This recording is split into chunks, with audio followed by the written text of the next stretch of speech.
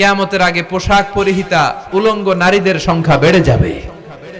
তো কিয়ামতের আগে মারে ভুলে যাবে, মাকে ভুলে গিয়ে স্ত্রীর পেছনে পেছনে দৌড়াবে। আল্লাহ তাআলা বলছেন, হে নবী, লোকেরা আপনাকে কিয়ামতের ব্যাপারে জিজ্ঞেস করে, আপনি কিয়ামতের ব্যাপারে কি বলবেন? আপনি তো কিছু জানেন না এই ব্যাপারে জানে কে? বিশ্বনবী যখন মক্কার জমিনে কিয়ামতের ব্যাপারে বারবার মক্কার লোকদেরকে সাবধান করতে শুরু করলো যে এই দিন না, আরো দিন, এই দিনটাই দিন নয়, বিশাল একটা জগৎ পড়ে আছে, সেটা শুরু হবে কিয়ামত দিয়ে, সব লন্ডভন্ড হয়ে যাবে।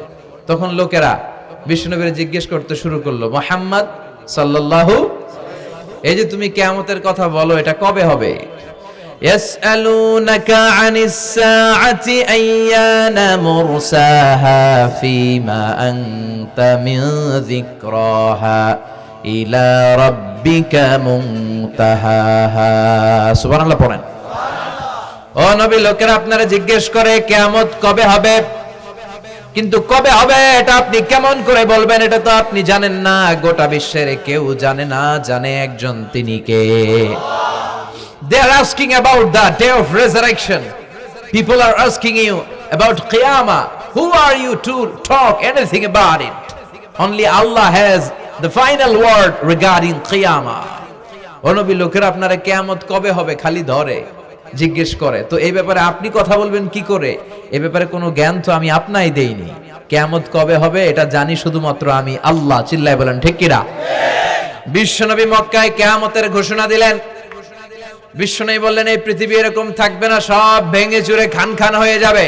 আল কারিআতু মাল কারিআতু ওয়া মা আদরাকা মাল কারিআহ।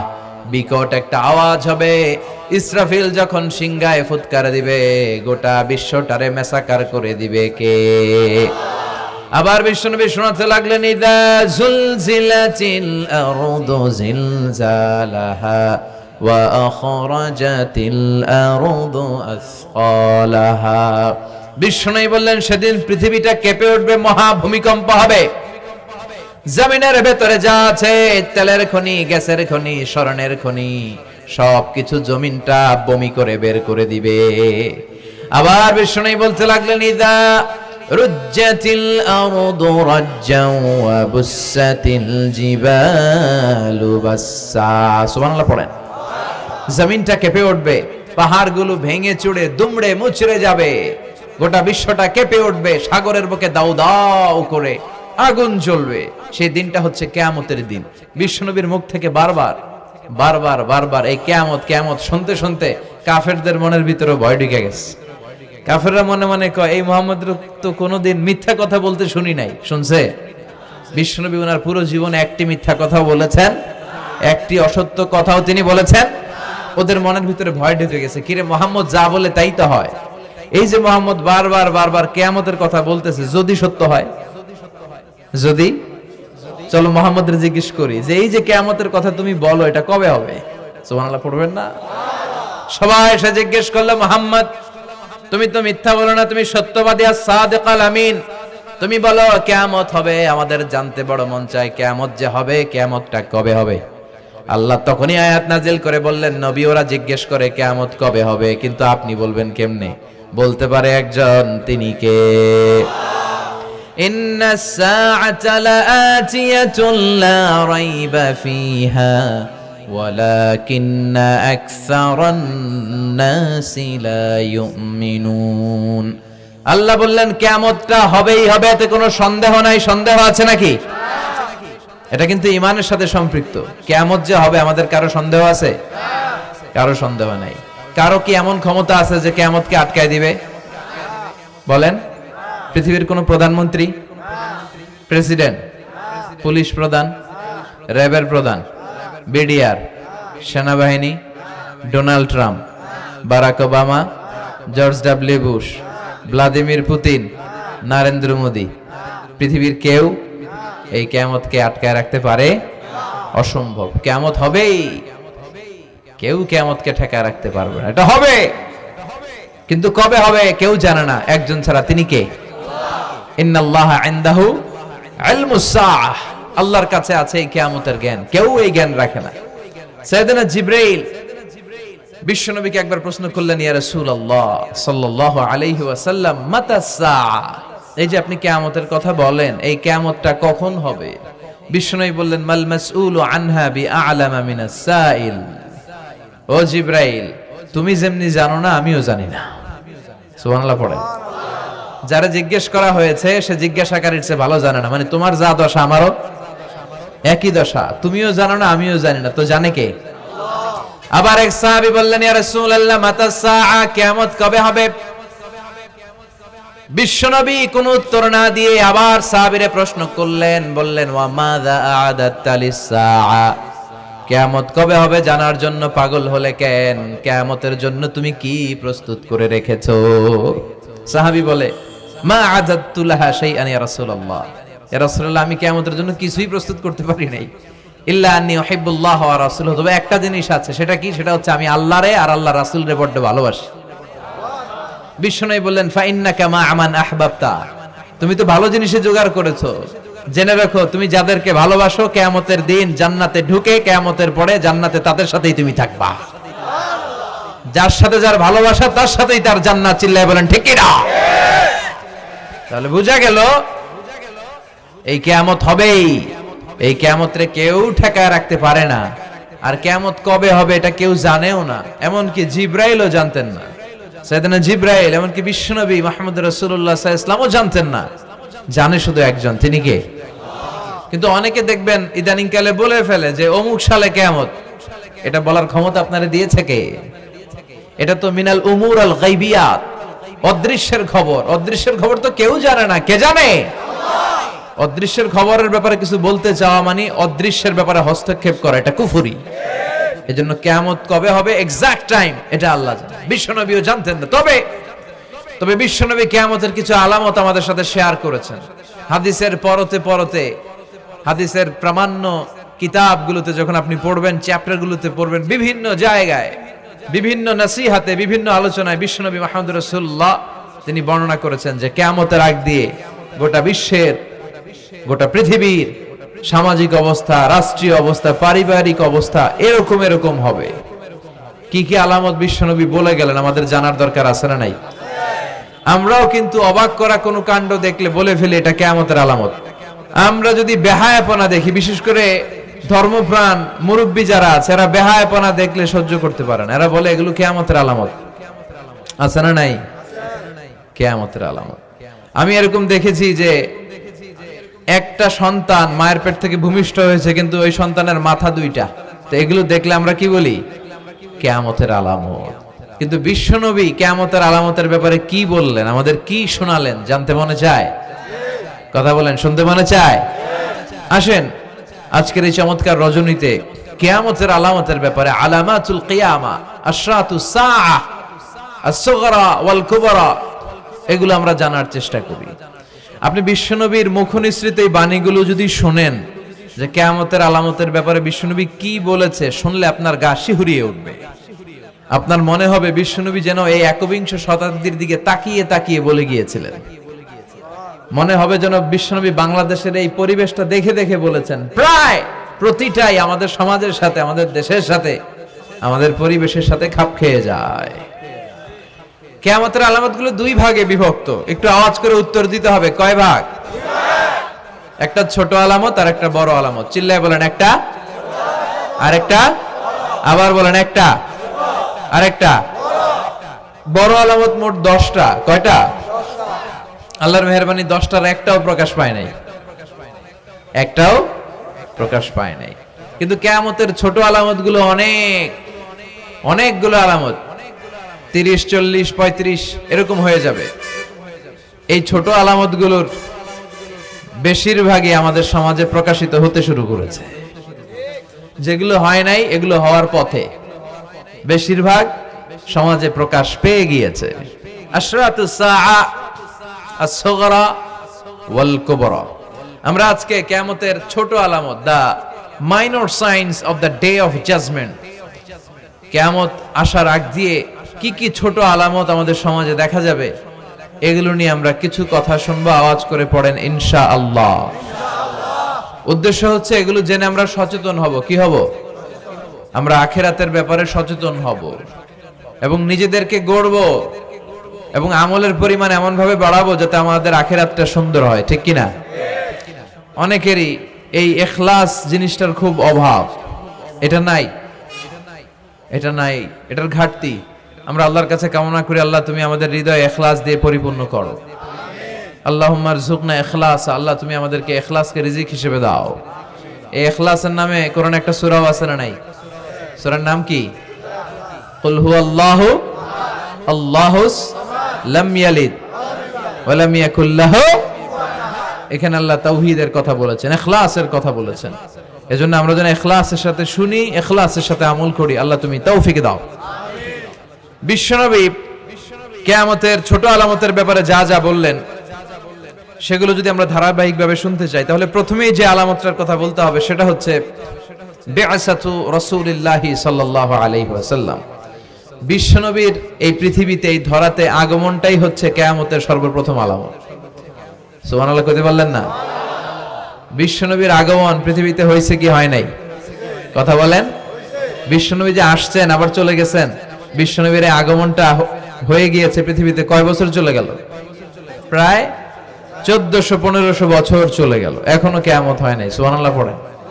বিশ্বনবী বলতেন বুইসতু আনা ওয়া সাআতু কাহাতাইন, আমি এবং কিয়ামত এইভাবে পিঠাপিঠি হয়ে নাজিল হয়েছি।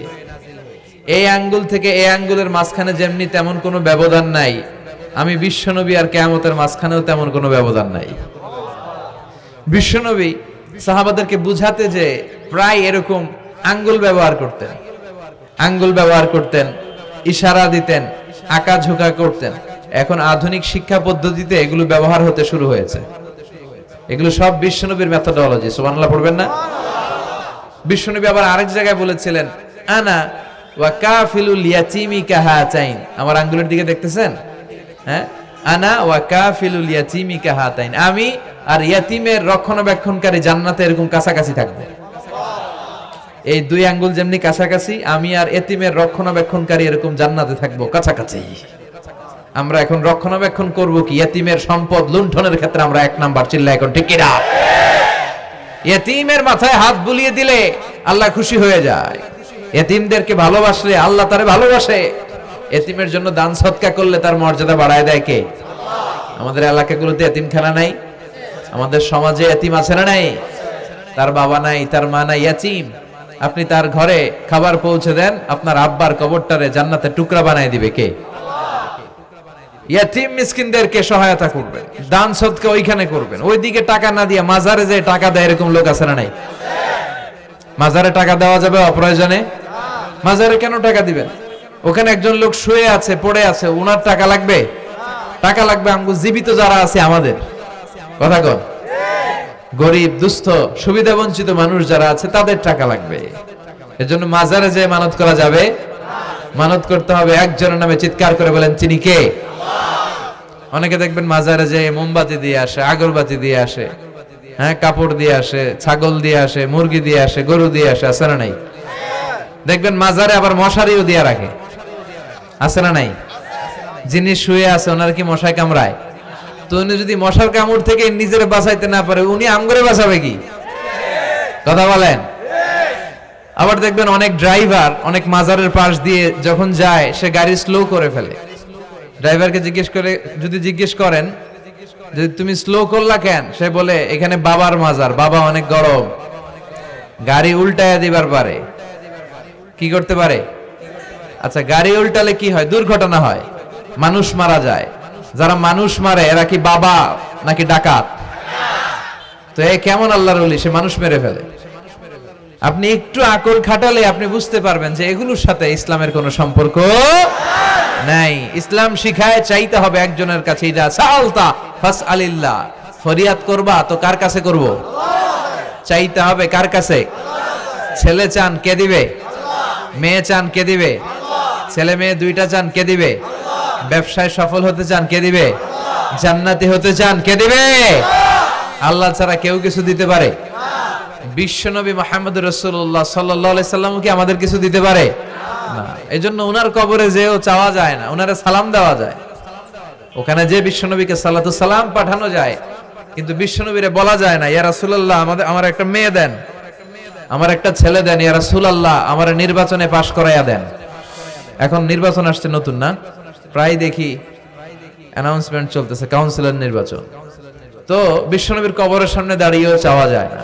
তো বিশ্বনবীর কবরের সামনে দাঁড়িয়ে কিছু চাইলে সৌদি পুলিশ হাতের মধ্যে লাঠি দিয়ে বাড়ি মারে, দাঁড়াতেই দেয় না। যে এখানে কি চাও তুমি, সামনে কেবলা, কেবলামুখী হও। এই বিশ্বনবী যার কাছে যাইতেন তার কাছে যাও, তিনি ছাড়া কিচ্ছু করার ক্ষমতা গোটা বিশ্বে কারো নাই। আল্লাহর ধনভাণ্ডার কত বিশাল, তিনি আমাদের সবাইকে যদি জান্নাতুল ফেরদাউস দিয়ে দেয়, ওনার জান্নাতের মধ্যে ঠেলাঠেলি হবে তো না? কথা কন। বিশ্বনবী 8টা জান্নাতের যে স্টেজ, এই 8টার সবগুলাই থাকবে না, উনি থাকবে জান্নাতুল ফেরদাউস। নবী থাকবে একটাই, আমরা আরেকটাই। এটা সম্ভব? অন্য কোন জান্নাত দিয়ে আমাদের বুঝ দেওয়া যাবে? আমরা আল্লাহর কাছে বলবো, আল্লাহ আমগো নবী যেদিকে, আমরা থাকবো বিশ্বনবী থাকবে জান্নাতুল ফেরদাউস, আমরাও থাকবো ফেরদাউসে ইনশাআল্লাহ। পড়েন, এত বিশাল জান্নাত, কোনো ধাক্কা ধাক্কি নাই। জান্নাতের এক একটা দরজা চিনেন তো না? বিশ্বনবী যখন জান্নাতের দরজার বর্ণনা দিচ্ছেন, বিশ্বনবী বলছেন ইন্নাল মিসরাআইন মিন মাসারি'আল জান্নাহ মা বাইনা মাক্কাতা ওয়া হাজার। ও সাহাবারা, জান্নাতের দরজাগুলো কত বড়, শোনো শোনো। বিশ্বনবী বললেন সৌদি আরবের মক্কা শহর থেকে বাহরাইনের হাজার শহর যত লম্বা, জান্নাতের এক একটা দরজা তত লম্বা। তার মানে এক এক ধাক্কায় কয়েকশো কোটি লোক জান্নাতে ঢুকে যাবে। তো ওই জান্নাতে আমরা সবাই যদি ফেরদাউসে থাকি, আল্লাহর কোনো ঘাটতি আছে? ওই আল্লাহরে থইয়া মাজারে যায়, ওই আল্লাহরে না ডেকে বাবারে ডাকে, ওই আল্লাহর কাছে না যেয়ে মাজারে যে লাল সালু দিয়ে আসে। দেখবেন যে লোকটা মাজারে মশারি দেয়, ওর বাবের ডেঙ্গু রোগ, ওর মারে মশাই কামড়ায়, ওর বাবারে মশাই কামড়ায়। বাপ মার কাছে যায় না। বাপ মা যে কত বড় পীর সাহেব, গোটা বিশ্বের পীর সাহেবরা যদি একটা দোয়া করে আর বাবা মা যদি আরেক পাশে দোয়া করে, বাবা মার দোয়া আগে আগে কবুল হয়ে যাবে। এজন্য চাইতে হবে একজনের কাছে, তিনি কে? বিশ্বনবী যখন বুঝাতেন, মাঝে মাঝে হাতের ইশারায় বুঝাতেন। সুবহানাল্লাহ পড়েন। বিশ্বনবী যখন বুঝাতেন, মাঝে মাঝে প্রশ্ন করে বুঝাতেন, মাঝে মাঝে প্রশ্ন করে বুঝাতেন। He use to throw question to the audience. শ্রোতাদেরকে প্রশ্ন ছুড়ে দিতেন। প্রশ্ন ছুড়ে দিলে কি লাভ জানেন? শ্রোতারা ভাবতে শুরু করে উত্তরটা কি। যখন উত্তরটা করতে পারে না, তখন বিশ্বনবী উত্তর বলে দিতেন। যখন উত্তর করতে যে ঠেকে যায় একটা ঠেকা ঠেকা ভাব, তখন যখন উত্তরটা জানা হয়, ওই উত্তর আর ভোলা হয় না। কথা বলেন। বিশ্বনবী সাহাবাদেরকে প্রশ্ন করলেন, ইন্না মিনাশ শাজারাতি শাজারাতুন লা ইয়াসকুতু ওয়ারাকুহা। ও সাহাবারা, গাছের মধ্যে, বৃক্ষলতার মধ্যে এমন একটা বৃক্ষ আছে, এমন একটা গাছ আছে, যেই গাছের কোনো পাতা ঝরে না। মাসালুহা কামাসালুল মুমিন। ওই গাছের দৃষ্টান্ত মুমিনের দৃষ্টান্তের মতো। বলো তো, হাদ্দিসুনি মা হিয়া, দেখি তোমরা পারো কিনা ওই গাছটা কি? কেউ পারে না। কেউ বলে ওই গাছ, কেউ বলে মরুভূমির ওই ক্যাকটাস গাছ, কেউ বলে ওই গুলমলতা, কেউ বলে ওইটা, কেউ বলতে পারে না। বিষ্ণু বললেন কারোটা হয়নি। ইন্নাহা নাখলা, এটা হলো খেজুর গাছ। সাহাবারা ভাবসারে খেজুর গাছ তো প্রত্যেক ঘরের পিছনে পিছনে, এটা ধরছে নাকি? ধরলে তো কঠিনটাই ধরবে। এজন্য সাহাবাদের প্রত্যেক বাড়ির পাশে খেজুর গাছ। ওইদিকে মন যায় না, মন গেছে দূরে, দেখি তো কোন গাছ, খুঁজে পায় না। সুবহানাল্লাহ পড়েন। এই যে বিশ্বনবীর শিখানোর পদ্ধতি, education system, how to teach the children, আপনি ছাত্রদেরকে কিভাবে পড়াবেন, এটা বিশ্বনবী হাতে কলমে আমাদেরকে শিখিয়ে গিয়েছে। ওই মজলিসে আব্দুল্লাহ ইবনে ওমর রাদিয়াল্লাহু আনহু আর ওনার বাবা ওমরে ফারুক দুইজনই উপস্থিত ছিলেন। বাড়িতে যাওয়ার পরে ছোট্ট আব্দুল্লাহ ইবনে ওমর সাইয়েদনা ওমরে ফারুককে বলেন, আব্বা, বিশ্বনবী যে আজকে প্রশ্নটা করছিল, আমি কিন্তু উত্তর জানতাম। সুবহানাল্লাহ কইবেন না? ওমরে ফারুক বললেন, বলো কি, তুমি জানতা যেটা খেজুর গাছ? আব্দুল্লাহ ইবনে ওমর বলে, না আমি আবি, হ্যাঁ আমি জানতাম। তো বললা না কেন? তুমি যদি আজকে উত্তর দিতে পারতা, তাহলে আরবরা লাল কপালের উট পেলে অনেক খুশি হয়ে যায়। তিনি বললেন, লাল চাঁদওয়ালা উট পেলে মানুষ যেরকম খুশি হয়, আজকে তো আমি অত খুশি হইতাম, বিশ্বনবীর সামনে আমার বুকটা এত বড় হয়ে যেত যে আমার ছেলে উত্তর করতে পেরেছে। আব্দুল্লাহ ইবনে ওমর বললেন, আপনি আমার আব্বা, আশেপাশে চাচারা কেউ পারে না, আমি কেমনে কই? সুবহানাল্লাহ কইবেন না? দেখেন বিশ্বনবীর শিখানোর কত চমৎকার পদ্ধতি। তো সে পদ্ধতির অংশ হিসেবে বিশ্বনবী এরকম আঙ্গুল দিয়ে ইঙ্গিত করতেন আর বলতেন, আনা ওয়া কাফিলুল ইয়াতীমি কাহাতাইন, আমি এবং ইয়াতিমের যত্ন যারা করে তারা জান্নাতে একসাথে এইভাবে থাকবো। আবার কিয়ামতের বর্ণনা দিতে যে বিশ্বনবী বললেন, আনা ওয়া সাআতু কাহাতাইন, আমি আর কিয়ামত এরকম পিঠাপিঠি, আমার আর এই দুইটা আঙ্গুলের মাঝখানে যেমনি তেমন ব্যবধান নাই, আমি আর কিয়ামতের মাঝখানেও তেমন ব্যবধান নাই। চিল্লায় পড়েন আল্লাহু আকবার। তাহলে বিশ্বনবীর ঘোষণা অনুযায়ী কিয়ামতের প্রথম আলামত হচ্ছে বিশ্বনবীর স্বয়ং আগমন। এটা হয়েছে কি হয় নাই? এরা হতে হেলে দুলে নুরানি তনু কে আসে হায়, সারা দুনিয়ার হেরে মেরে পর্দা খুলে খুলে চায়, সে যে আমার কামলিওয়ালা কামলিওয়ালা, তার ভাবে বিভোল রাঙা পায়ের তলে, পর্বত জঙ্গল টল মল টলে, খুরমা খেজুর বাদাম জাফরানি ফুল, ঝরে ঝরে যায় সে যে আমার কামলিওয়ালা কামলিওয়ালা। সুবহানাল্লাহ পড়েন। এই কামলিওয়ালা নবীর আগমনটাই কিয়ামতের প্রথম আলামত। তাহলে প্রথম আলামত আমরা পাইছি কি পাই নাই? পেয়ে গেলাম। এরপরে বিষ্ণু বলেছেন, যুহুর কাসরাতিল ফিতান বিআনওয়াইহা, কিয়ামতের আগ দিয়ে সমাজে ফিতনা ফাসাদ বেড়ে যাবে। পারিবারিক ফিতনা আমাদের আছে না নাই? সামাজিক ফিতনা, একটু আওয়াজ করে উত্তর দিবেন। রাষ্ট্রীয় ফিতনা, নারী ঘটিত ফিতনা, খালি ফিতনা আর ফিতনা। আপনি যেদিকে তাকাবেন ওইদিকেই ফিতনা। আপনি চাইলেও আপনার ঈমান বাঁচাতে পারছেন না। আমরা চাই আমার চোখটা হেফাজত করব, পারছি না। ইউটিউবে ঢুকলাম, জাকির নায়েকের লেকচার শুনবো। ইউটিউবে ঢুকলাম, শায়েখ সুদাইসের তেলাওয়াত শুনবো। ওদিকে তেলাওয়াতও বাজে আর নিচে সাজেস্টেড ল্যাংটা ভিডিও আছে না নাই? কই যাব আমরা? কিভাবে বাঁচাবো আমাদের চোখ? বায়ে অশ্লীলতা দেখে ডানে তাকায়, দেখি ওদিকে অশ্লীলতা, আবার বায়ে তাকায় ওখানে অশ্লীলতা, সামনে তাকাই অশ্লীলতা, আবার পেছনে তাকাই অশ্লীলতা, নিচে তাকাই অশ্লীলতা, উপরে তাকাই ওদিকে অশ্লীলতা। আমরা যাব কই? আর নাযার সাহামুন মাসমুম মিন সিহাম ইবলিস, এই দৃষ্টি শয়তানের বিষ মাখানো তীরবানের মধ্য থেকে ভয়ঙ্কর তীর। এই তীর দিয়ে শয়তান যুবক যুবতীদেরকে কাবু করে ফেলে। একটা যুবক যুবতীর মধ্যে প্রথমে আই কন্টাক্ট হয়। কি হয়? প্রথমে আই কন্টাক্ট, চোখে চোখে একটা ভাব বিনিময় হয়। হ্যাঁ, এরপরে এসএমএস এর আদান প্রদান হয়। কথা বলেন। এরপরে ডেটিং হয়। ডেটিং কি হয়? এরপর হয় গার্লফ্রেন্ড বয়ফ্রেন্ড। আছে না নাই? এগুলো ভুইঘরে নাই। ভুইঘরের ছেলেপেলেরা আল্লাহওয়ালা। হ্যাঁ, কি ভয়ঙ্কর অবস্থা। আমরা ছোটবেলায় এই সমস্ত গার্লফ্রেন্ড বয়ফ্রেন্ড কি বুঝতামই না। এখন ক্লাস 5 থেকে শুরু, ক্লাসে যারা যারা আছে ভাগাভাগি হয়ে যায় কোনটা কার। আছে না নাই? কয় এইটা আমার, মানে আমার ফ্রেন্ড, এটা আমার এই কি ফ্রেন্ড, গার্লফ্রেন্ড, এটা আমার গার্লফ্রেন্ড, তো এটা তোর গার্লফ্রেন্ড। আছে না নাই? আবার এটারে সংক্ষেপ করছে, কয় জিএফ। কি কয়? তোমাদের এগুলা নাই তো? হ্যাঁ আছে, অর্ধেক কয় আছে, অর্ধেক কয় নাই। খুব চালাকেরা। প্রিয় ভাইয়েরা, এগুলো আমাদের সংস্কৃতি নয়। বিবাহ বহির্ভূত যে কোনো ধরনের নারী পুরুষের সম্পর্ককে হারাম করেছে কে? আসুন আমরা বিয়েটাকে সহজ করি, আর্লি ম্যারেজ ক্যাম্পেইন করি। আর কত বলবো? যতদিন বেঁচে থাকি বলবো, বিয়েটারে সহজ করে দেন। ছেলের বাবা যারা আছেন, মেয়ের বাবা যারা আছেন, বিয়েটা সহজ করে দেন। তা না হলে এই যে 14ই ফেব্রুয়ারি গুলো যায়, আছে না নাই? কি নাম? কি? বিশ্ব বেহায়া। আহা, এগুলো আগে ছিল না। এগুলো সব কিয়ামতের আলামত। চিল্লা এখন ঠিক কিনা? এই দিবসগুলোতে আপনার উঠতি বয়সের তরুণী মেয়ে, আপনার ছেলে যে পাপগুলো করে বিয়ে না করার কারণে, এই পাপগুলোর একটা পার্সেন্টেজ গুনাহ আপনার আমলনামায় আছে না নাই? এজন্য খবরদার, বাবা মা যারা আছেন ছেলে মেয়েদেরকে সময় মতো বিয়ে করিয়ে দেন। আমাদের দেশে বিয়ে অনেক সময় অনেক দেরি হয়ে যায়, বিশেষ করে ছেলেদের দেরি হয়ে যায়। বলে তুই নিজের পায়ে দাঁড়া। তো এতদিন ও কার পায়ে দাঁড়াইছে? ও তো নিজের পায়ে দাঁড়িয়েছে, একটু সহযোগিতা করেন না আপনি। বিয়েটা সহজ করে দেন, বিয়ের চেয়ে ভালো কাজ পৃথিবীতে নাই। হ্যাঁ, ইয়াং পোলাপানরা অনেক খুশি হয়ে গেছে।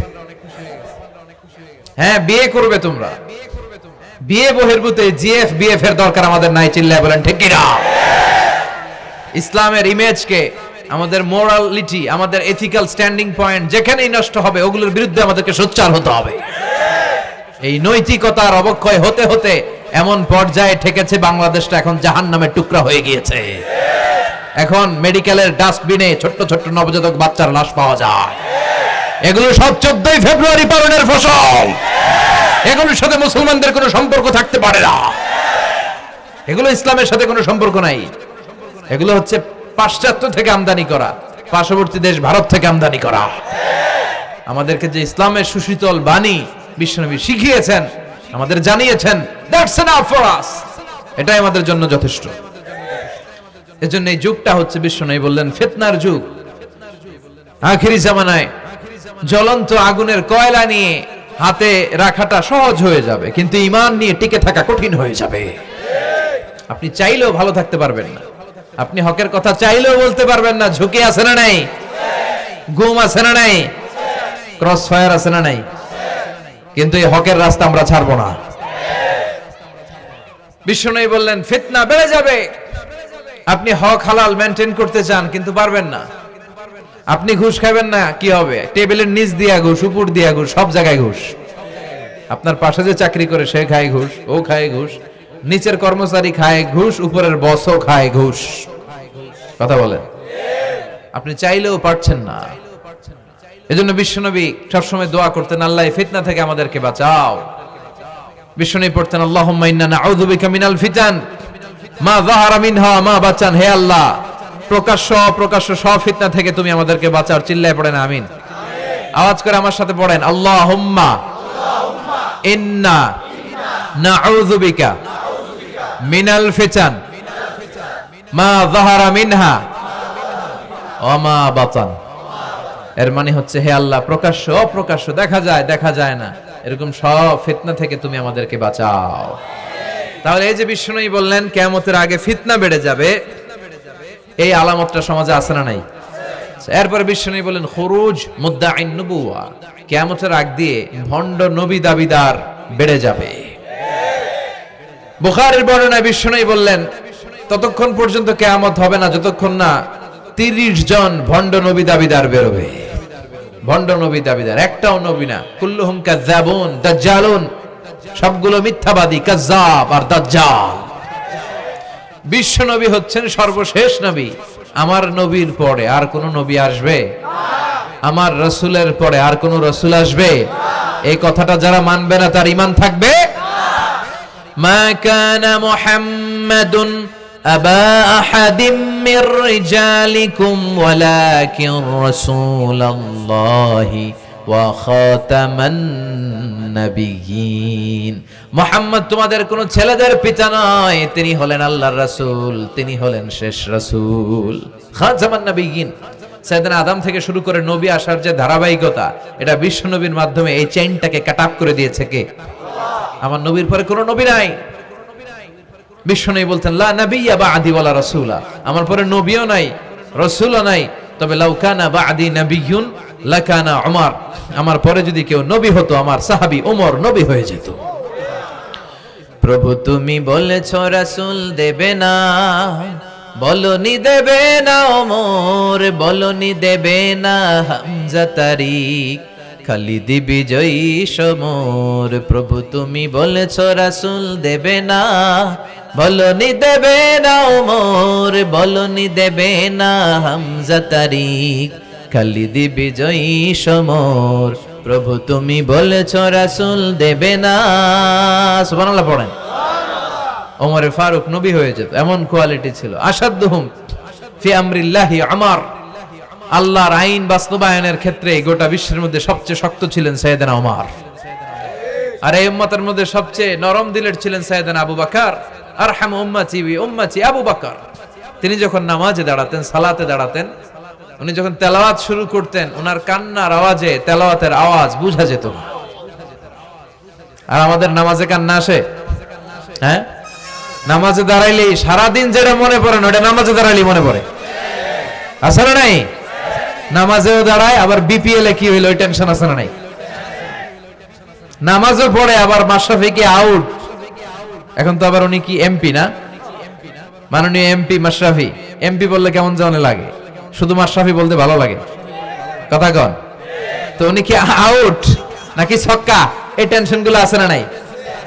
এই তো আমাদের নামাজ। এই নামাজগুলো মিজানের পাল্লায় উঠালে কোনো ওজন হবে? কথা বলেন। বিশ্বনবী যখন সালাত পড়তেন, বিশ্বনবীর পা গুলো ফুলে, হাত্তা তাতাওয়াররামু খাদামা, টিউমার যেমনি ফুলে থাকে বিশ্বনবীর পা গুলো ফুলে যেত।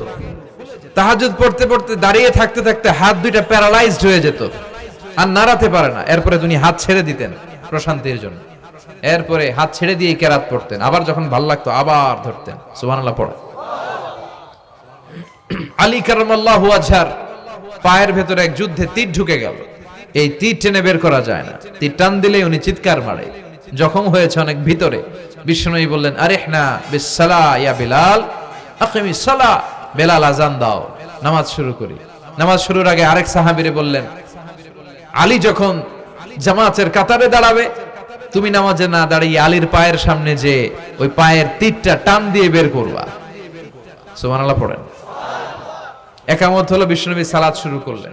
বিশ্বনবীর কথা অনুযায়ী ওই সাহাবী যে আলী কারামাল্লাহু ওয়াজহার পা থেকে টান দিয়ে তীরটা বের করে নিয়ে আসলেন, ফিনকি দিয়ে রক্ত বের হলো, জায়গাটা রক্তে সয়লাভ, কিন্তু সাইয়েদনা আলী কারামাল্লাহু ওয়াজহা টেরই পায় নাই। সালাত শেষ, উনি দেখেন পায়ের মধ্যে তীর নাই, রক্তের সয়লাভ, যেখানে দাঁড়ালেন ওখানে খালি রক্ত। বিশ্বনবীরে বললেন, ও নবী আমার পায়ের তীর কই? বিশ্বনবী বললেন, আলী রে, আমি জানি তুমি যখন যায় নামাজে নামাজের জন্য দাঁড়িয়ে যাও, দিন দুনিয়ার হুঁশ তোমার থাকে না, তোমার হৃদয়টা এখানে থাকে না, দেহটা এখানে থাকে, হৃদয়টা চলে যায় আল্লাহর আরশের উপরে। সাহাবারা যখন মরুভূমিতে নামাজ পড়তেন, মরুভূমির পাখিগুলো এসে সাহাবাদের মাথার উপরে বসে যেত। পাখিগুলো মনে করতো এগুলো মরুভূমির খেজুর গাছটা হবে। কি হবে? কারণ নড়ে চড়ে না তো, আমাদের মতো এরকম দাড়ি চুলকা না, এরকম জামা ঠিক করে না, দাঁড়াইছে তো দাঁড়াইছেই। সুবহানাল্লাহ পড়েন। তো ইবাদতে এরকম আন্তরিকতা, একাগ্রতার দরকার আছে না নাই? বিশ্বনবীর পরে কোন নবী হবে না, কিন্তু বিশ্বনবী বললেন কিয়ামতের আগে এরকম অনেক ভণ্ড নবী দাবিদার বের হবে। বিশ্বনবীর সময়কালেই এক ভণ্ড নবী দাবিদার বের হয়েছিল, ওর নাম হচ্ছে মুসাইলামাতুল কাযযাব। এসে বলে, মুহাম্মদ আন-নবুওয়া নিসফুন লাকা ওয়া নিসফুন লি, তুমি একা নবী নও, নবুয়ত অর্ধেক তোমার অর্ধেক আমার, আমারটা আমারে বুঝায় দাও। বিশ্বনবী বললেন, তোরে বুঝায় দেব? আনতা লাস্তা মুসাইলামা ফাকাত, আনতা মুসাইলামাতুল কাযযাব, আজ থেকে তুই শুধু মুসাইলামা না, তুই ভণ্ড মুসাইলামা, তুই মিথ্যাবাদী মুসাইলামা। বিশ্বনবীর পরে এরকম আলজেরিয়াতে অনেক ভণ্ড নবী দাবিদার বের হয়েছে। এই যে ভারতবর্ষের ইন্ডিয়া পাকিস্তান, এখানে পাঞ্জাব একটা এলাকা আছে, নাম শুনছেন? গোলাম মির্জা গোলাম আহমদ কাদিয়ানি, এই বেয়াদবটাও নবুয়ত দাবি করেছে। নাউজুবিল্লাহ পড়তে পারলেন না? সে প্রথমে দাবি করছে আমি শেষ নবী, এরপরে সে দাবি করছে আমি ইমাম মাহাদি, এরপর সে দাবি করছে আমি ঈসা আল মাসিহ। এই ভণ্ডটার অনুসারী বাংলার জমিনে আছে না নাই? এদেরকে রাষ্ট্রীয়ভাবে কাফের হিসেবে আখ্যা দেওয়ার দরকার আছে না নাই? এত আন্দোলন হয়, এত কথা হয়, কিন্তু সরকারের টনক নড়ে না।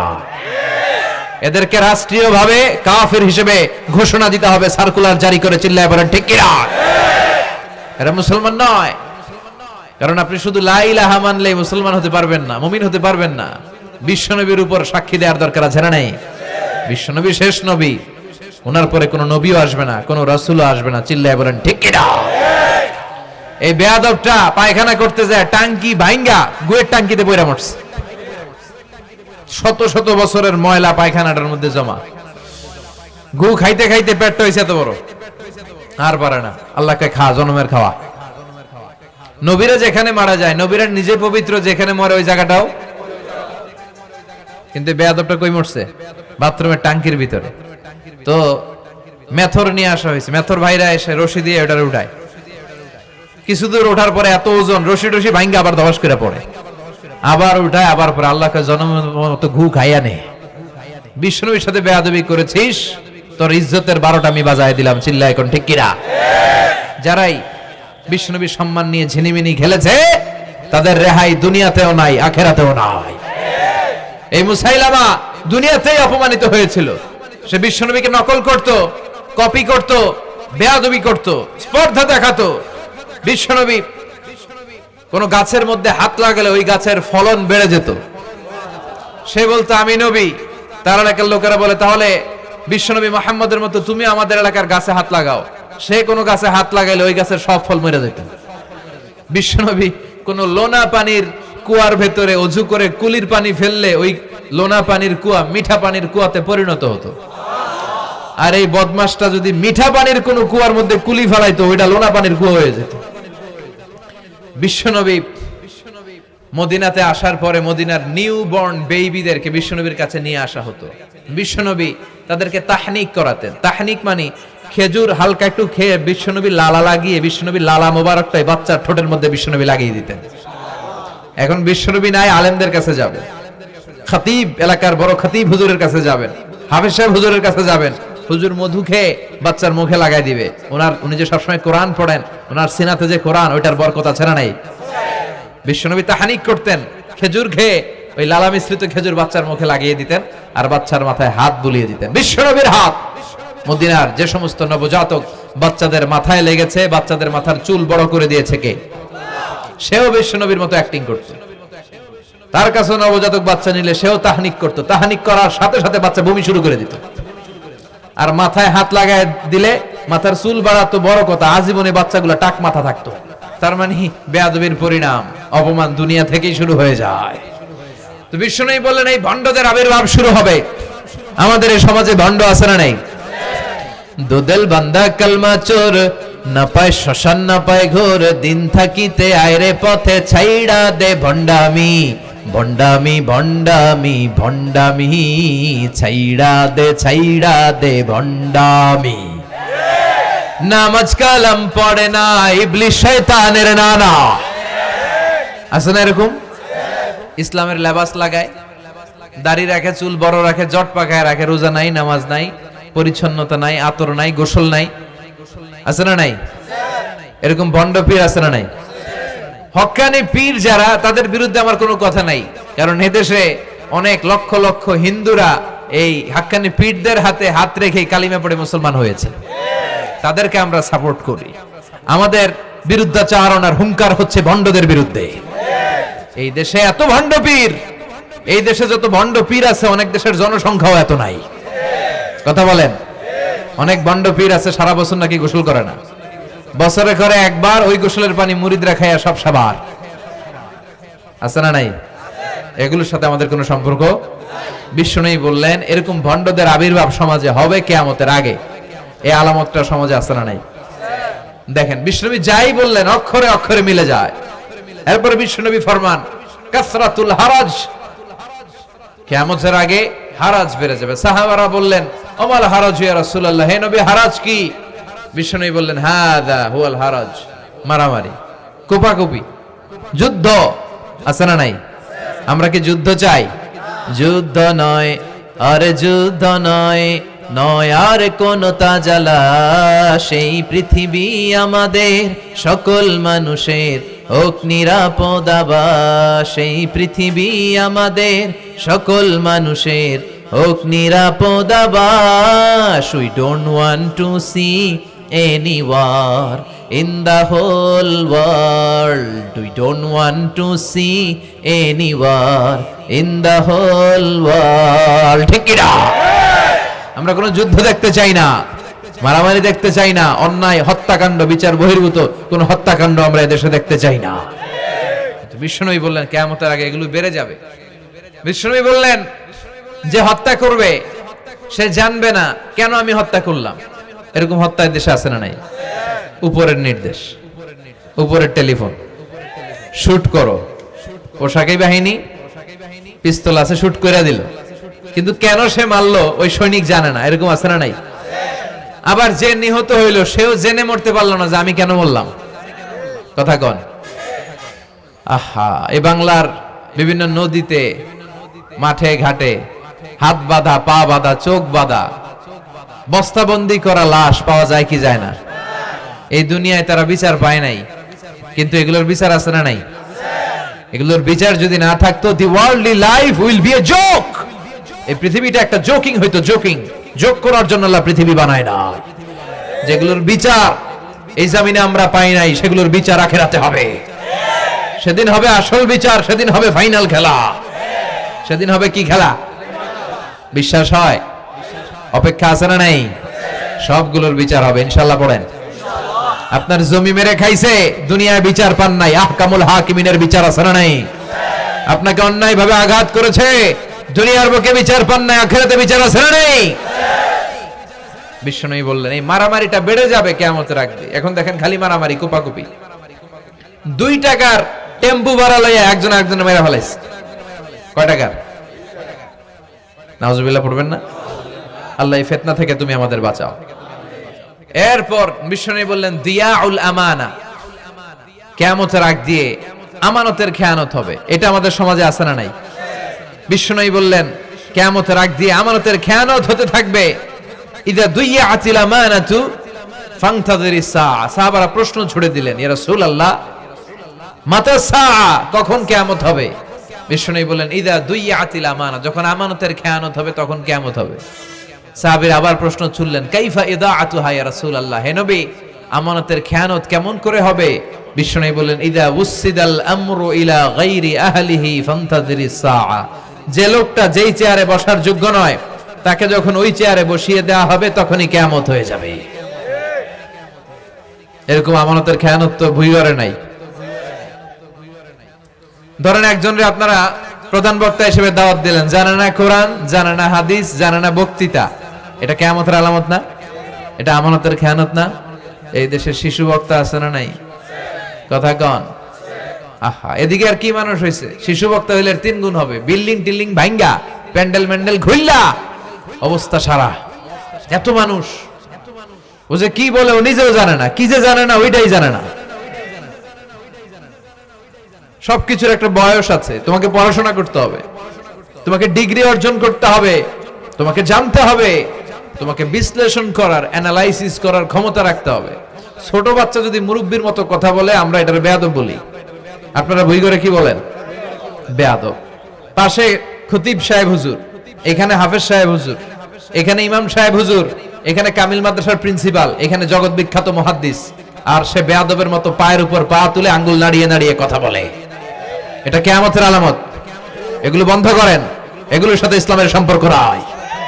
যারা কোরআনের কথা জানে, যারা আলেম, তাদেরকে দাওয়াত করেন, জ্ঞান গর্ভ আলোচনা করবে, আপনার জীবনকে উজালা করে দিবে কে? কিন্তু লোক জড়ো করার জন্য এগুলো করে। আহা, তাফসীর মাহফিলের ভিতরে এই শো অফ, খালি লোক দেখানো মানসিকতা। কে আসলে বেশি লোক হবে এরা দাওয়াত করো। মাহফিল হইলে এরা লাগবে, ওরে লাগবে, এরা লাগবে। আমগো অবস্থা হালুয়া টাইট। 15,000 দাওয়াত ইনভাইটেশনের মধ্য থেকে 90টা প্রোগ্রাম রেখেছে এই বছর। 15,000। এটা কিয়ামতের আলামত না? সুবহানাল্লাহ কয়। আর এটা কিয়ামতের আলামত কেন? আমারে লাগবে কেন? আপনার এলাকায় মুহাদ্দিস নাই? আপনার এলাকায় মুফাসসির নাই? মিজানুর রহমান আজহারীকে লাগবে কেন? মিজানুর রহমান আজহারী যেখানে সুযোগ হবে 2-4 জায়গায় প্রোগ্রাম করবে। এখন তো ইউটিউবে সব দেখা যায় যে এত চ্যানেল, অনেক মাহফিলে এত শ্রোতাও নাই।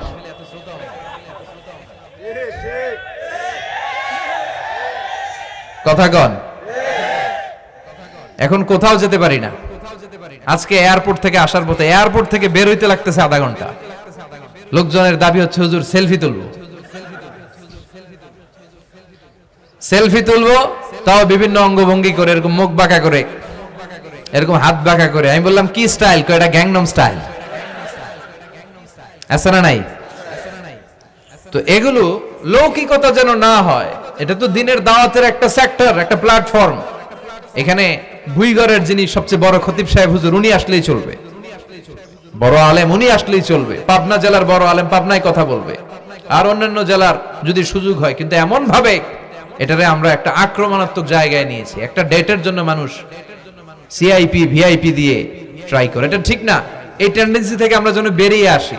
আমরা, আমাদের দরকার ইখলাস। কি দরকার? ইখলাসের বড় অভাব। আবার মাহফিলে গেলে আমাদেরকে অনেক ক্রাইটেরিয়া দেয়, বলে হুজুর আপনার কিন্তু আজকে কাঁপাইতে হবে।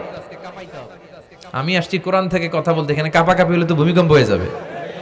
কথা বলেন। আবার বলে হুজুর আপনার কিন্তু আজকে জমাই দিয়া যাইতে হবে। কি করতে হবে? জমাইতে হবে। তো এগুলোর সাথে ইখলাসের কোনো সম্পর্ক আছে? আবার বলে হুজুর কেউ যেন না ওঠে, আপনার কিন্তু ধরে রাখতে হবে, মানে আমনে করে সবাইরে ধরে রাখতে হবে, পা ধরে থাকেন। এগুলোর সাথে হেদায়েতের কোনো সম্পর্ক, এজন্যই তো সমাজে হেদায়েত নাই। মাহফিলের পরে মাহফিল হয়, ফজরের নামাজটা ঠিকমতো হয় না। হেদায়েত শূন্য, হেদায়েত নাই, ইখলাস নাই। কি উদ্দেশ্যে শুনতেছি এটা যেন খেয়াল করে আমল করতে পারে, এই টেন্ডেন্সিটা নাই। আসুন আমরা একটু থামি, স্টপ, থামেন, অনেক হয়েছে। আন্না ইসলাম কি বলে, কি শিখাতে চায়, কি বুঝাতে চায়, ওইটা বোঝার চেষ্টা করেন, ওইভাবে মানার চেষ্টা করেন। কে কি বললো দেখার দরকার নাই, এত লোক জড়ো হওয়ার দরকার নাই। আজকে যদি চ্যানেল একটাও না থাকতো, 10 জন বসে যদি আমার কথা শুনতো, কোনো সমস্যা আছে? কথা বলেন। এজন্য হেদায়েতটা সবচেয়ে বেশি জরুরি, ইখলাসটা জরুরি, আল্লাহর প্রতি ভয়, আস্থা, ভালোবাসা, এটা বেশি জরুরি। আল্লাহ তুমি ইখলাস দিয়ে আমাদের হৃদয়টাকে পূর্ণ করো। তাহলে এই যে লোক যে চেয়ারে বসার যোগ্য না, ওই লোক যদি ওই চেয়ারে বসে, কিয়ামতের আলামত আছে না নাই? চেয়ারম্যান হওয়ার যোগ্যতা যদি না থাকে, যদি চেয়ারম্যান হয়ে যায়, নেতা হবে তারা যারা মানুষকে খেদমত করবেন। খেদমত করার জন্য 1.5 কোটি টাকা খরচ করে চেয়ারম্যান ইলেকশন করে, 5 কোটি টাকা। এগুলো কেন? এই ট্রেডিশন দেশে আসলো কেন? উনি টাকা খরচ করবে কেন? ওনার চা খাওয়ানো আর সিগারেট খাওয়ানো লাগবে কেন? উনি তো আমাদের খাদেম হওয়ার জন্য আসছে। উনি জনপ্রতিনিধি হয়ে দাঁড়াবে, যাকে আপনারা পছন্দ করবেন, ভোট দিবেন না। হাজার হাজার কোটি টাকা, শোডাউন, শো অফ আছে না নাই? কিয়ামতের আলামত। মসজিদের সভাপতির সাথে মসজিদের কোনো সম্পর্ক নাই, আছে না নাই? সব সভাপতিকে আমি এক পাল্লায় মেপে দিচ্ছি না, বেশিরভাগের এই অবস্থা। ভালো 2-1 জন আছে, আমি জেনারেলাইজ করছি না। সভাপতি তো হবেন তিনি যার সাথে মসজিদের দরদ বেশি, মায়া বেশি, মসজিদে যায় বেশি, ঠিক কি না? এখন বছরে ওনারা একবার খুঁজে পাওয়া যায় না, উনি সভাপতি, উনি সেক্রেটারি, উনি ক্যাশিয়ার, আছে না নাই? তার মানে উনি এখানে বসার যোগ্য ছিল না, ওনারে বসানো হয়েছে। যেই লোক যেই চেয়ারে বসার যোগ্য নয়, তারা যখন ওই চেয়ারে বসিয়ে দেওয়া হবে, বিশ্বনবী বললেন তখনই কিয়ামত হয়ে যাবে। কিয়ামতের আলামত আমানতের খেয়ানত, এটা অনেক বড় বিষয়। আমার সম্পদ আছে, এই সম্পদটা আল্লাহর দেয়া আমার কাছে আমানত। আমার শক্তি আছে, এই শক্তি আমানত। যুবক যারা আছো, তোমাদের যৌবনটা আল্লাহর দেয়া, তোমাদের কাছে সবচেয়ে বড় নেয়ামত এবং আমানত। তোমরা এখন চাইলে অনেক কিছু করতে পারো। তোমাদের একটা সদিচ্ছা তোমাদের এলাকাটারে জান্নাতি বানিয়ে দিতে পারে। তোমরা চাইলে সাগরের স্রোতকে পাল্টে দিতে পারো, বাতাসের গতিকে উল্টে দিতে পারো, তোমরা ইতিহাস রচনা করতে পারো। বিশ্বনবী যখন তোমাদের মতো যুবক ছিল, তিনি হালাফুল ফুদুল যুব সংঘ করেছেন। গানের কনসার্ট করে নাই, যাত্রাপালা করে নাই, নাচানাচি করে নাই। উনি হাতে হাত রেখে বলেছেন মক্কার বুকে কোনো টেন্ডারবাজি থাকবে না, মক্কার জমিনে কোনো চাঁদাবাজি থাকবে না, ধর্ষণ থাকবে না, মক্কার জমিনে কোনো দুর্নীতি চলবে না। যুবকদেরকে নিয়ে উনি এই কাজগুলো করেছেন। এখন একটার পর একটা আমানত আমরা খেয়ানত করে চলি। আমার সম্পদ আমার আমানত, আমার ছেলে মেয়ে আমার আমানত। আমার ছেলে কার সাথে মিশে, ও ডিশের কোন চ্যানেল দেখে, ও ইউটিউবে কোন সাইট ব্রাউজ করে, এটার ব্যাপারে কিয়ামতের দিন আমরা জিজ্ঞেস করবে কে? কারণ এটা আমানত। যিনি চেয়ারম্যান, পুরো ইউনিয়ন পরিষদ তার কাঁধে আমানত। যিনি এমপি, ওনার এলাকায় কি ঘটে না ঘটে এটা খোঁজ খবর নেয়, তার আমানত। মেম্বার অফ দ্য পার্লামেন্ট যিনি আছেন এই এলাকার, তার এলাকায় যদি ইয়াবার আড্ডা বসে, গাঞ্জার আসর বসে, এটার দায়ভার তিনি এড়াতে পারেন না। তার এলাকায় ধর্ষণ হলে এটার দায়ভার তিনি এড়াতে পারেন না। এটা তো আমানত। যিনি মন্ত্রী, পুরো মন্ত্রণালয় এটা তার কাঁধে আমানত। যিনি মাননীয় প্রধানমন্ত্রী, আমার 56,000 বর্গ মাইলের প্রতিটা ইঞ্চি মাটি তার হাতে আমানত। এটা অনেক বড় বিষয়। আর মুমিনের বৈশিষ্ট্য হচ্ছে ওয়াল্লাযীনা হুম লিআমানাতিহিম ওয়া আহদিহিম রাউন। যারা বিশ্বাসী তারা কথা দিয়ে কথা রাখে আর আমানতের খেয়ানত করে। এজন্য আমানত পূর্ণ করতে রাজি আছেন? যেখানেই আমানত নষ্ট হবে সেখানেই কিয়ামতের ভয় আছে না নাই? দেখেন বিশ্বনবী কত চমৎকার করে দার্শনিকের মতো বলে গেলেন, যাই বলে গেলেন তার পুরোটাই সমাজের সাথে মিলে যায়। আমরা যেন আমানতের খেয়ানতকারী না হই, আমরা যেন আমানতকে সংরক্ষণ করতে পারি। আল্লাহ তুমি তৌফিক দাও। এরপর বিশ্বনবী বললেন আত-তাচাউল ফিল বুনিয়ান, কিয়ামতের আগে বড় বড় টাওয়ার বানানোর প্রতিযোগিতা শুরু হয়ে যাবে। আছে না নাই? আজকে নারায়ণগঞ্জে ঢুকে, এটা যে নারায়ণগঞ্জ এটা আমি চিনতেই পারতেছি না। এত সুন্দর হাইওয়ে, এত বিল্ডিং, বিশাল বিশাল টাওয়ার। আগে ছিল এগুলো? কথা বলেন। আরব বিশ্বে দেখবেন বুর্জ আল খলিফা, জমজম টাওয়ার, এই টাওয়ার ওই টাওয়ার, একটার পর একটা টাওয়ার। কাবার পাশে যে পাহাড়গুলো আছে, কাবার পাশের টাওয়ারের উচ্চতা যদি পাহাড়ের চেয়ে উঁচু হয়ে যায়, ফাআলাম ফাইন্নাল আমরা কদ আযাল্লাক, জেনে রাখো কিয়ামত বেশি দূরে নাই, কিয়ামতের ছায়া তোমার উপরে ছায়া দিচ্ছে। এখন মক্কা শহরের পাহাড়ের চেয়ে হাইট বেশি এরকম বিল্ডিং আছে না নাই? কাবা ঘরের পাশেই তো একটা আছে, জমজম টাওয়ার, 120 তলা উঁচু। দি মক্কা রয়্যাল ক্লক টাওয়ার 120 তলা, বিশাল বড় ঘড়ি লাগানো। এগুলো সব কিয়ামতের আলামত।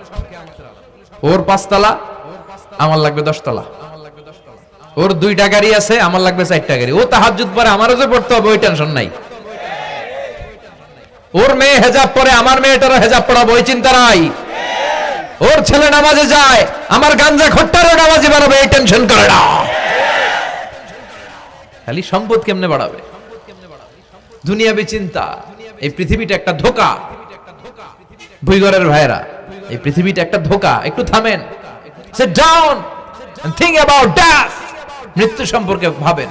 The most certain thing in our life is death. আমাদের জীবনের সবচেয়ে সুনির্দিষ্ট নিশ্চিত বিষয়টা হচ্ছে মরণ। মরা লাগবেই, চলে যেতে হবে, ঠিক কিনা? কিন্তু এই দুনিয়ার মায়াজালে আটকে পড়ে আমরা আখিরাতকে, মৃত্যুকে বেমালুম ভুলতে বসেছি। বিশ্বনবী বললেন কিয়ামতের আগে মানুষের এই টেন্ডেন্সি হবে, মানুষ বড় বড় ইয়াতাতাওয়ালুনা ফিল বুনিয়ান, people will start to compete constructing high rises building in the cities. সমাজে বড় বড় টাওয়ার বানানো শুরু করে দেবে। এটা আছে না নাই? এরপর বিশ্বনবী বললেন যুহুরুন নিসা আল কাসিয়াত আল আরিয়াত আল মাইলাত আল মুমিলাত, কিয়ামতের আগে পোশাক পরিহিতা নেকেড উলঙ্গ নারীদের সংখ্যা বেড়ে যাবে। বিশ্বনবী বললেন কাসিয়াত আল আরিয়াত আল মাইলাত আল মুমিলাত, পোশাক পরিহিতা উলঙ্গিনী, মানে বোরকাও পড়বে। বোরকাওয়ালি, তিনি বোরকা পড়েন কিন্তু টাইট ফিটিং বোরকা। আছে না নাই? তো এতে আপনি, আমার মায়েরা, আমার বোনেরা, আমি আপনাদেরকে সবসময় সম্মান দিয়ে কথা বলার চেষ্টা করি, একটু বোঝেন। এই যে আপনি টাইট ফিটিং এর বোরকাটা পরলেন, এতে লাভটা হলো কি? আপনার দেহের উঁচু নিচু ভাঁজ টের পাওয়া যায়, আপনার সৌন্দর্য প্রকাশ পেয়ে যায়। হেজাব আল্লাহ এমনি এমনি দেয় নাই। যার সম্মান বেশি ওটার প্যাকেট বেশি। কথা কন। ডায়মন্ডের আংটি ওই রাস্তার মধ্যে বিক্রি করে না? স্বর্ণের আংটি না, ওইটা স্পেশাল মার্কেটে বিক্রি করে। কোন মার্কেটের সামনে পুলিশ রাইফেল নিয়ে দাঁড়ায় থাকে না, কিন্তু স্বর্ণ মার্কেটের সামনে রাইফেল আছে না নাই? ভিতরে স্পেশাল সিকিউরিটি আছে না নাই? গ্লাস ফিটিং করা, ওইখানে সিকিউরিটি আলাদা, স্পেশাল লকার আছে না নাই? কারণ এটার দাম বেশি, তাই এটার পর্দা বেশি, প্যাকেট বেশি। সুবহানাল্লাহ পড়েন। নারীদেরকে তো ইসলাম মর্যাদা দিয়েছে। বিষ্ণু বলেছেন দুনিয়া কুল্লুহা মাতা ওয়া খায়রু মাতা'আদ দুনিয়াল মারআতুস সালিহা। দুনিয়ার সব হলো সম্পদ, আর এই সব সম্পদের মধ্যে সবচেয়ে দামি সম্পদ হচ্ছে নেককার নারী। এদের পেটগুলা খনি। এই নেককার নারীগুলো যদি হেজাব মেইনটেইন করে, এই পেটগুলো থেকে আল্লাহওয়ালা বেরোবে, নাজমুস সাকিব বেরোবে, কারি আহমদ বিন ইউসুফ আল আজহারি বেরোবে, বড় বড় মুফাসসিরে কোরআন বেরোবে। আর যদি হেজাব না করে, জি বাংলা স্টার জলসা নিয়ে মশগুল হয়ে থাকে, হ্যাঁ, টেন্ডারবাজ, চাঁদাবাজ, ডাকাত, এগুলো বেরোবে। ওজনে কম দিবে, খাদ্যে ভেজাল দিবে, মাছে ফরমালিন দিবে, গাঞ্জার টাকার জন্য লাথি মেরে মারে ঘর থেকে বের করে দিবে। এজন্য নারীরা, আমার বোনেরা, আপনারা অনেক সম্মানিতা। নিজেদের সম্মান সম্পর্কে সচেতন হন। এই হেজাব আপনার অধিকার। এই হেজাব নারীর অহংকার। হেজাব নারীর আভিজাত্যের প্রতীক। হেজাব নারীর রুচির প্রতীক। আপনার রুচিটা কেমন আপনার পোশাক দেখে বোঝা যায়। কথা কন। যে মেয়েটা হিপ হপ স্টাইলে চলাফেরা করে, গ্যাংনম স্টাইলে, এই মেয়েটারে ইফটিজিং করার সুযোগ আছে না নেই? কিন্তু যে হেজাব মেনটেন করে যেই নারীরা চলে, এদেরকে দেখলেই একটা সম্মান চলে আসে। কি ভুল বললাম? একটা সম্মান আসে না? আপনাদের সম্মানটা আপনারা রাখবেন। বিষ্ণু বললেন যুহুরুন নিসাল কাসিয়াতাল আরিয়াতাল মাইলাতাল মুমিলাত, কিয়ামতের আগে পোশাক পরিহিতা উলঙ্গিনী নারী বেরোবে।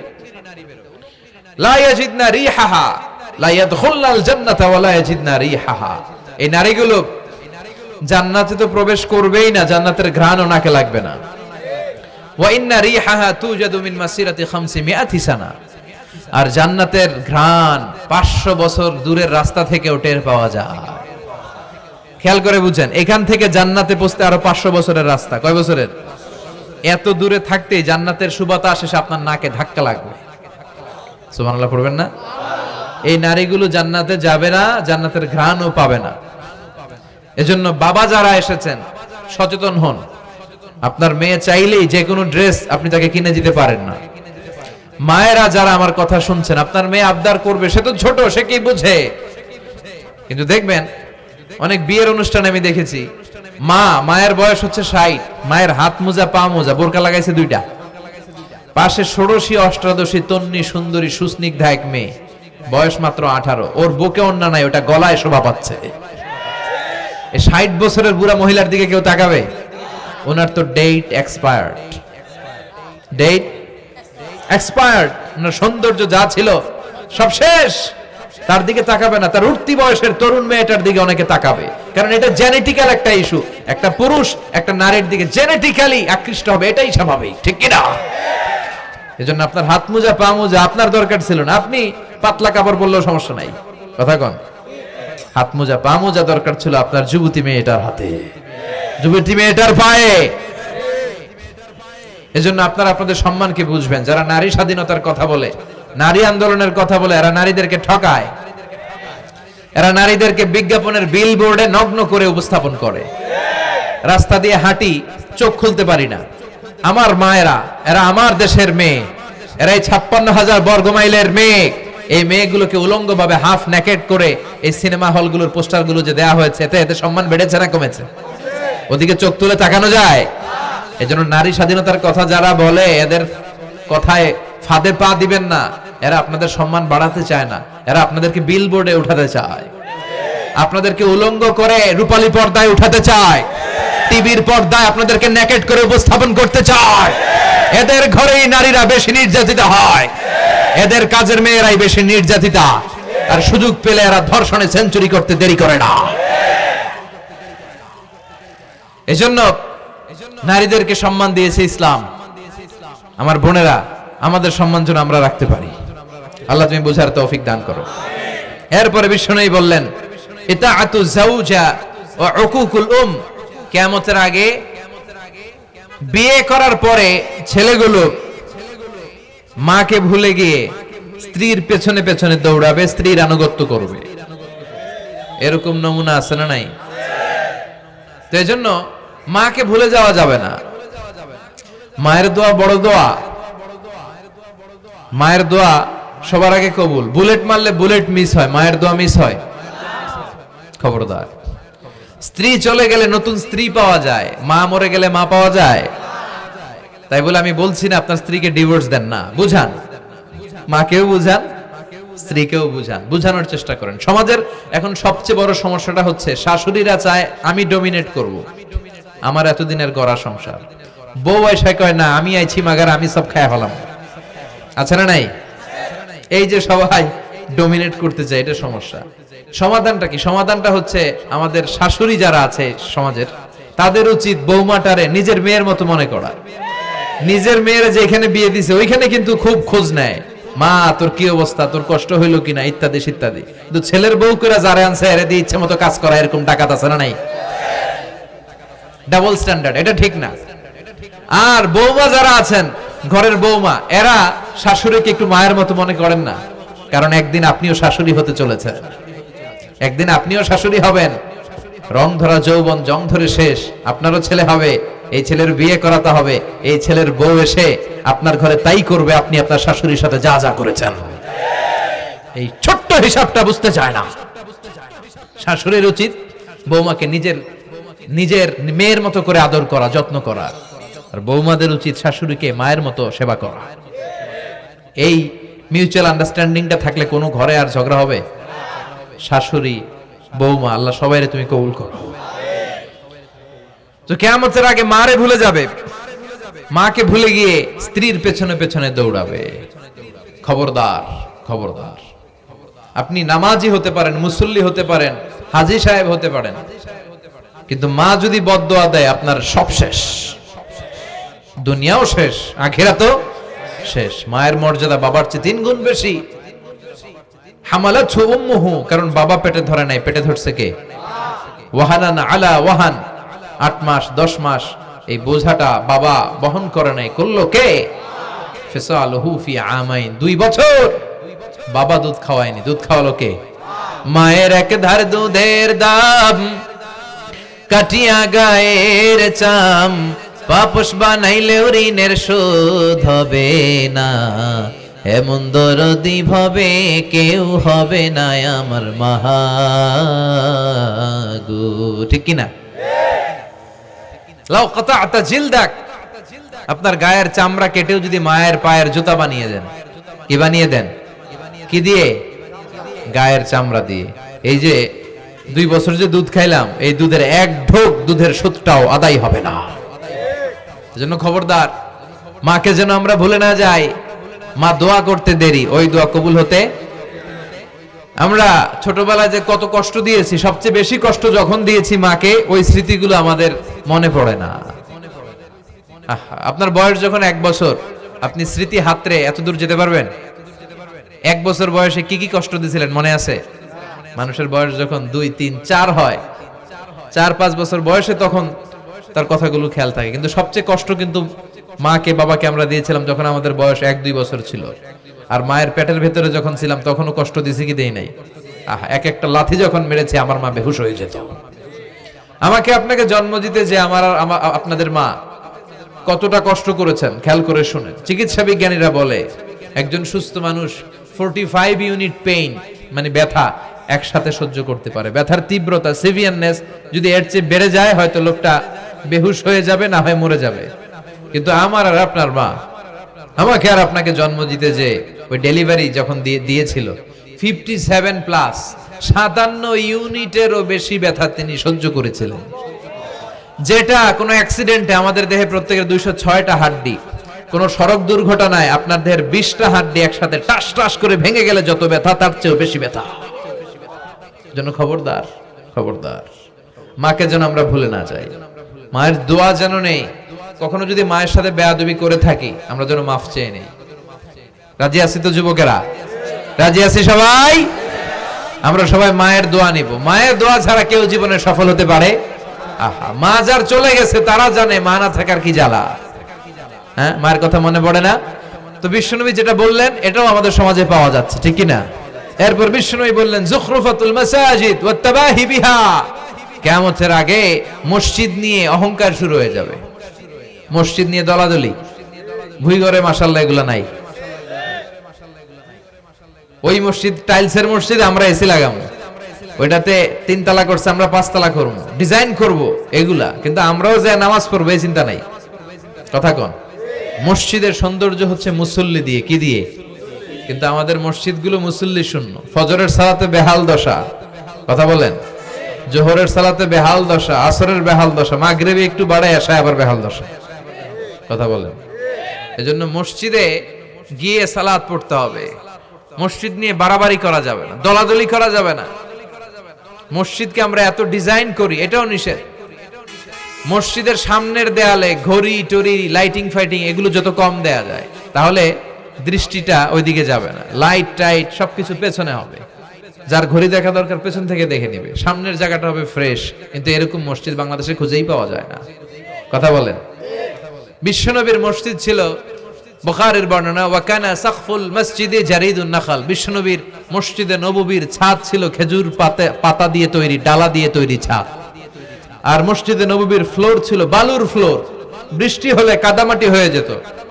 বিশ্বনবীর সাহাবীরা বর্ণনা করেন, রাআইতু রাসূলুল্লাহি সাল্লাল্লাহু আলাইহি ওয়াসাল্লাম ইয়াসজুদু ফিল মাই ওয়াত তিন, কাদামাটির উপরে বিশ্বনবী সিজদা দিচ্ছেন, নামাজ পড়ছেন। সালাম ফিরিয়ে বিশ্বনবী যখন সাহাবীদের দিকে মুখ ফিরিয়ে বসে তাসবিহ পড়তেন, সাহাবারা বর্ণনা করেন, রাআইতু আসারা তিনি ফি জাবহাতিহি, বিশ্বনবীর কপাল মোবারকে আমরা কাদা আর মাটি দেখতে পেয়েছি। আর আমাদের মসজিদে খালি টাইলস। তোরা ঢাকায় টাইলস, আমরা উজবেকিস্তান থেকে টাইলস নিয়ে আসো, আছে না নাই?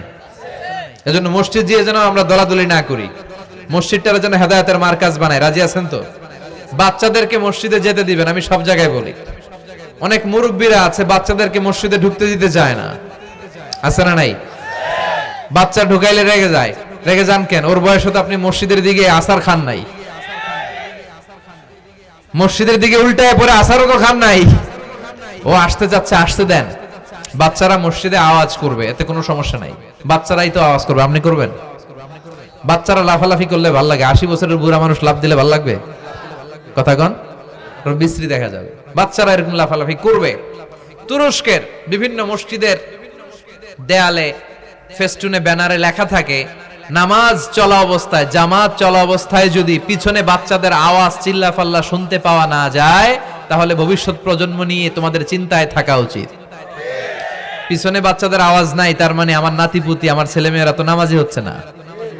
আর তারাবি নামাজ পড়তেছে, পিছনে চিল্লায় ফাটায় ফেলাইতেছে, তার মানে ইনশাল্লাহ ভবিষ্যতে নাতিপুতিরা সবগুলা মুসল্লি হবে।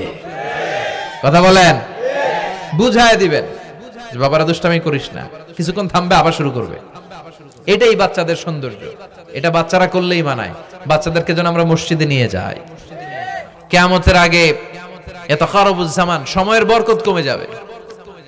1 বছর মনে হবে 1 মাস, 1 মাস মনে হবে 1 সপ্তাহ, 1 সপ্তাহকে মনে হবে 1 দিন। এই যে 4 বছর ধরে এখানে তাফসীর হয়, তাই না? কথা কন। গত বছর আসছিলেন কারা কারা? হাত তোলেন। আসছে তো কম না, ভালোই আসছিল, হাত নামান। যে গত বছর ওয়াজ শুনে গেলেন, এই বছর আবার আসলেন, আপনাদের কি মনে হয় যে 1 বছর চলে গেছে? মনে হয় যে অল্প কয়েক মাসের ব্যবধানে এই বছরটা ঘুরে যেন আবার চলে আসলো, এরকম মনে হয় না? বরকত উঠায় নিচ্ছে কে? কথা বলেন। এরপর খাবারের স্বাদ উঠায় নিচ্ছে কে? আগে খাবারের যে স্বাদ ছিল এখন এটা আছে? আগে ইলিশ মাছ রান্না করলে যে ঘ্রাণ হতো, এখন এই ঘ্রাণ পাওয়া যায়? আগে শোল মাছের ঝোল রান্না করলে যে স্বাদ হতো, আগে চিংড়ি মাছ রান্না করলে যে স্বাদ লাগতো, এখন এই স্বাদ পাওয়া যায়? সব তুলে নিল কে? দেখেন বিশ্বনবী যা যা বললেন তার প্রমাণ সমাজে আছে না নাই? বিশ্বনবী বললেন তাসলিমুল খাসা, কিয়ামতের আগে লোকজন শুধু পরিচিতদেরকে সালাম দিবে, অপরিচিতদেরকে সালাম দিতে চাইবে না। এরকম আছে না নাই? এই মুরব্বী চাচার চিনি, চাচা আসসালামু আলাইকুম, চিনি আসসালামু আলাইকুম, ওদিকে চিনি আসসালামু আলাইকুম। কিন্তু অন্য একটা এলাকায় গেছি, ওখানে কাউরে চিনি না, সালামও দেয় না।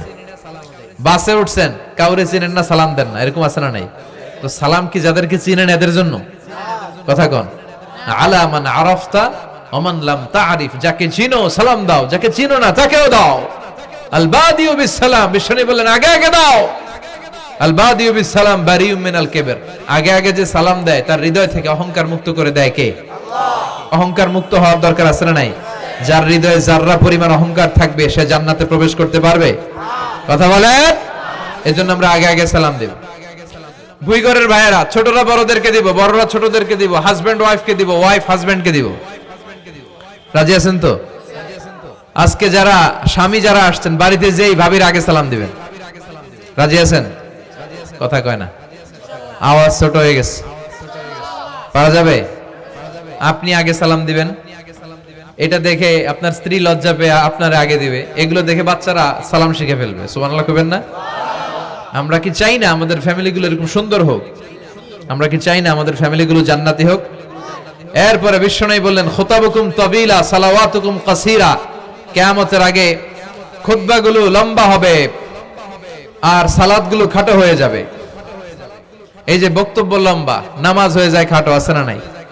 হুজুর ওয়াজ করেন, ওয়াজ টেস্ট লাগে, নামাজ টেস্ট লাগে না, আছে না নাই? এশার নামাজে পড়ে না, ফজর নামাজে পড়ে না, রাত 2টা পর্যন্ত ওয়াজ শুনে, আছে না নাই? এরকম করা যাবে না। নামাজ কামাই করা যাবে না। সবার আগে হবে নামাজের হিসাব। নামাজের হিসাব ঠিক তো আপনার পুরো আমলনামা ঠিক। নামাজে ভেজাল তো সব জায়গায় ভেজাল। প্রথম হিসাব নেওয়া হবে এই সালাতের, খবরদার। এরপরে বিশ্বনবী বললেন লা ইউকাসসামুল মিরাস আলা ওয়াজহিন সাহিহ। বিশ্বনবীর হাদিস থেকে এরকম বর্ণনা পাওয়া যায়, এর মাফহুম হচ্ছে লা ইউকাসসামুল মিরাস আলা ওয়াজহিন সাহিহ, সহিহ পদ্ধতিতে মিরাজ বণ্টিত হবে না। লিযযাকারি মিসলু হাযযিল উনসায়াইন, সব বাবাদেরকে আল্লাহ বললেন উত্তরাধিকারের বন্টন নীতি তুমি মেনে ছেলে মেয়েদের মধ্যে বন্টন করে দিবা। ছেলেরে দিবা যদ্দুর, মেয়েরে দিবা অর্ধেক। কার আইন? কথা বলেন, আইনটা কার?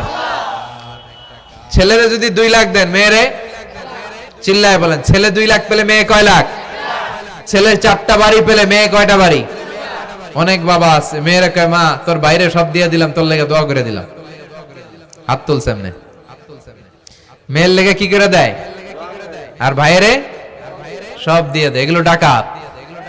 এগুলো কি ভুই ঘরে মাশাআল্লাহ এরকম ডাকাত টাকাত নাই।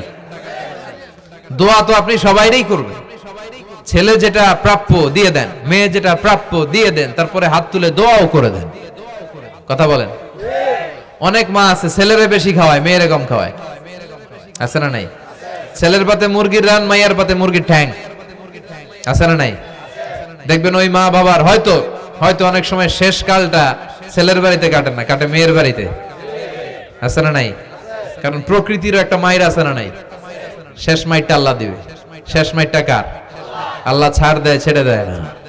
আল্লাহ কি দেয়? কি দেয় না? আল্লাহর সব মনে থাকে। আল্লাহ শেষ খেলাটা খেলে দিবে। চিল্লায় বলেন ঠিক কি না? বাবা মা যারা আছেন সাবধান, উল্টাপাল্টা করেন না। এগুলো নিয়ে কত বিচার যে আমাদের কাছে আসে, কত মাসালা যে আসে। কেন করেন এগুলো?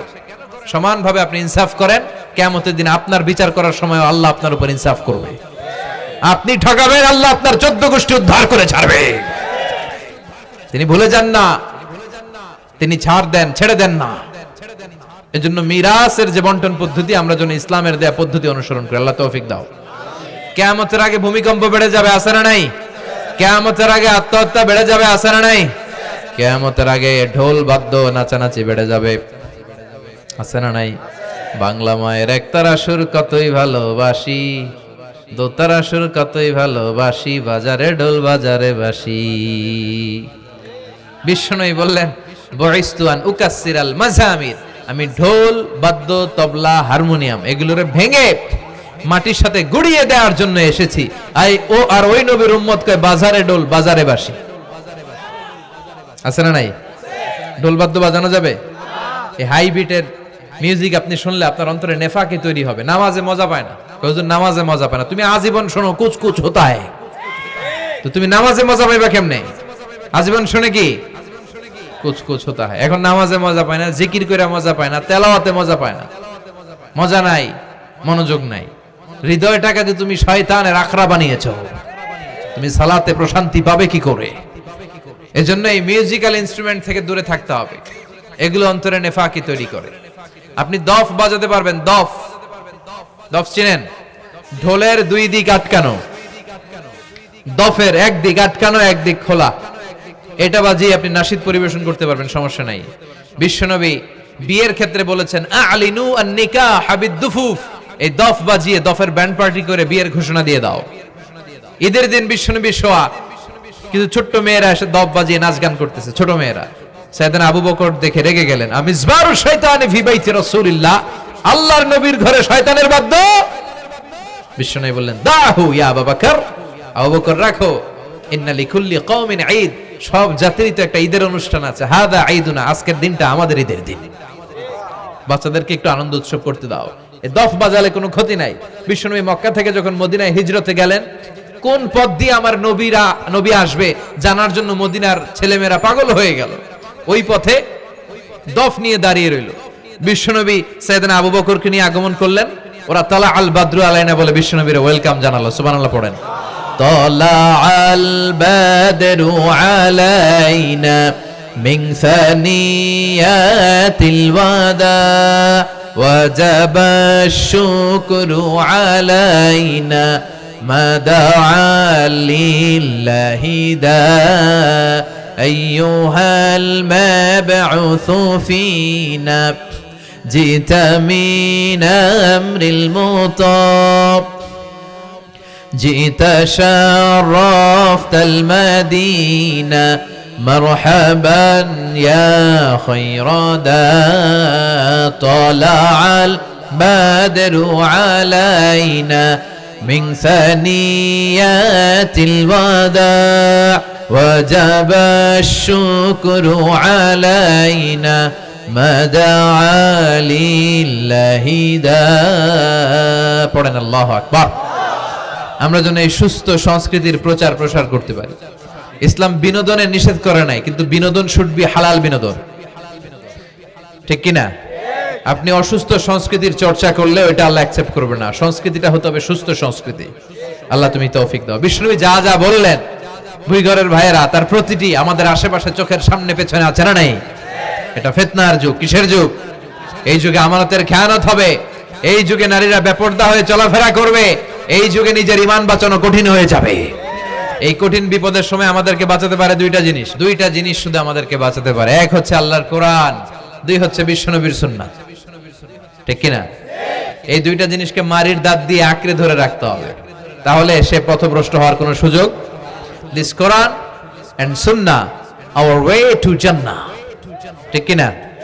আওয়াজ করে আমার সাথে পড়েন, কোরআন and Sunnah hour way to জান্নাহ। আওয়াজ বাড়ায় দেন, পড়েন, কোরআন and Sunnah hour way to জান্নাহ। এই কোরআন সুন্নাহ আপনাকে জান্নাতের ওয়েতে উঠায় দিবে, রাস্তায় উঠায় দিবে। এই কোরআন সুন্নাহর সাথে যেন আমরা সম্পর্ক বাড়াই, তাফসির মাহফিলগুলোতে যেন বেশি বেশি যাই, এলাকায় যেন ইসলামী হালাকা তৈরি করি, প্রশ্ন উত্তর পর্ব তৈরি করি, এতে করে নিজেরা যেন সমৃদ্ধ হই, কোরআন সুন্নাহর সাথে যেন সম্পর্ক বাড়াতে পারি। আল্লাহ তুমি তৌফিক দাও। আর জোরে পড়ে আমিন।